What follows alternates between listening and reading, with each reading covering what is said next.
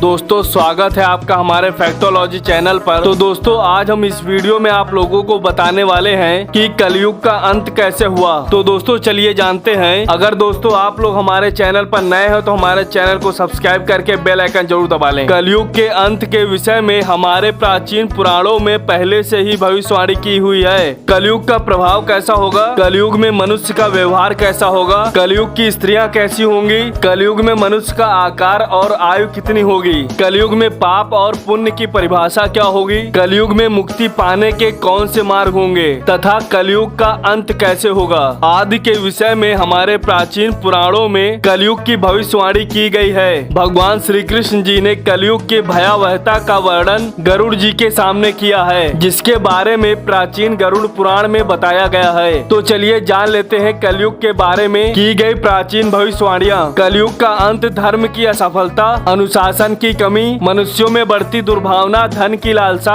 अत्यधिक काम का प्रभाव, भ्रष्टाचार से बढ़ता व्यापार, गुरुजनों तथा पूज्य लोगों के साथ गलत व्यवहार, स्त्रियों में व्यभिचार और अनाचार आदि गुणों की वृद्धि, लोगों में आध्यात्मिकता की कमी आदि प्रकार के लक्षणों से कलयुग की पहचान होती है। भगवान श्री कृष्ण जी ने कहा था कि कलयुग में मनुष्य का मन अत्यधिक कठोर हो जाएगा। मनुष्य का मन अशांत, चंचल, धर्म से विमुख होकर अधर्म के मार्ग पर चलने वाले होंगे। उन्हें अपने संस्कृत शास्त्रों का ज्ञान नहीं होगा और जिसके मुख से जो भी निकलेगा वही शास्त्र समझा जाएगा। और दोस्तों कलयुग के अंत में धर्म और असुरी शक्तियों का विनाश होगा और पुनः नए युग का आरंभ होगा। दोस्तों इसका मतलब कि फिर से सत्य युग का आरंभ होगा और इसी तरह सृष्टि का यह चक्र चलता रहेगा। चारों युगों में कलयुग अंतिम युग होता है। सबसे पहले सतयुग, उसके बाद त्रेता युग, फिर द्वापर युग और सबसे लास्ट में कलयुग। महाभारत के युद्ध के पश्चात कलयुग का आगमन पृथ्वी पर हुआ था। यह युग धार्मिक और आध्यात्मिक स्थिति में सबसे कम प्रगति करने वाला माना जाता है। मान्यता के अनुसार आज से 3137 साल पहले महाभारत का युद्ध हुआ था और कलयुग का आरंभ इस युद्ध के 35 साल बाद हुआ, अर्थात भगवान श्री कृष्ण जी के अपने धाम जाने के बाद हुआ।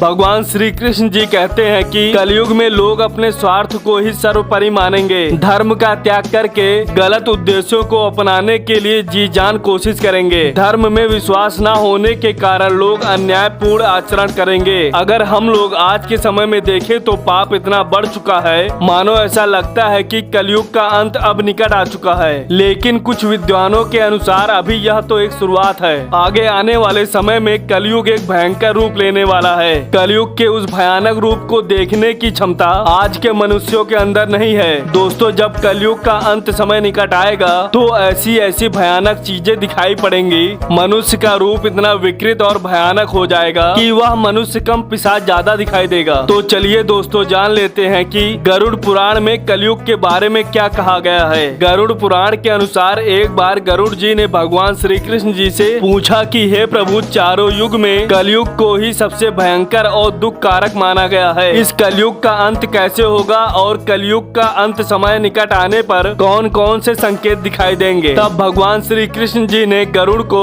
कलयुग के अंत के समय मिलने वाले भयानक संकेत के बारे में बताया है। जब पृथ्वी पर चारों तरफ ऐसे संकेत दिखाई दे तो मनुष्य को समझ जाना चाहिए कि अब कलयुग का अंत निकट आ गया है और अब सृष्टि का अंत प्रलय से होगा। दोस्तों सबसे पहला संकेत यह है कि भगवान श्री कृष्ण के अनुसार कलयुग का अंत समय निकट आने पर मनुष्य की आयु घटकर केवल 20 वर्ष ही रह जाएगी। 12 वर्ष की आयु में ही मनुष्य के बाल पक जाएंगे। उनका शरीर अत्यंत कमजोर और सफेद रंग का होगा। कलयुग में स्त्रियां 8 या 9 वर्ष की आयु में ही संतान को जन्म देंगी। कलयुग की औरतें बहुत ही छोटे शरीर वाली होंगी लेकिन अधिक भोजन करने वाली मंदभाग्य होगी। कलयुग में स्त्रियां कम संतान को उत्पन्न करने वाली और अत्यंत क्रोधी स्वभाव की होंगी और न ही अपने संतान का पालन पोषण करेंगी। दोस्तों दूसरा संकेत भगवान श्री कृष्ण जी कहते हैं कि कलयुग का अंत समय निकट आने पर संसार में पतिव्रता स्त्रियां दिखाई नहीं पड़ेंगी। लोग पूजा पाठ, श्राद्ध, अंतिम संस्कार, मुंडन और विवाह आदि प्रकार के कार्य नहीं करेंगे। पानी के अभाव के कारण लोग स्नान नहीं करेंगे और अशुद्ध ही रहेंगे। कलयुग के अंत में लोग केवल मांसाहार ही करेंगे और कोई भी सात्विक आहार नहीं करेगा। कलयुग में लोगों के वस्त्र चमकीले और तने हुए होंगे। दोस्तों तीसरा संकेत भगवान श्री कृष्ण जी के अनुसार जब कलयुग का अंतिम समय निकट आएगा तो वृक्षों में फल आना बंद हो जाएंगे, सभी वृक्ष फल रहित हो जाएंगे, सृष्टि में हर तरफ केवल समी के वृक्ष ही दिखाई देंगे। मनुष्य शाकाहार भोजन छोड़कर केवल मांसाहार भोजन ही ग्रहण करेंगे। कलयुग का भोजन तामसिक और रोग उत्पन्न करने वाला होगा। इसी कारण से लोग जल्दी और बूढ़े होकर मर जाएंगे। कलयुग के मनुष्य गाय की पूजा करना बंद कर देंगे,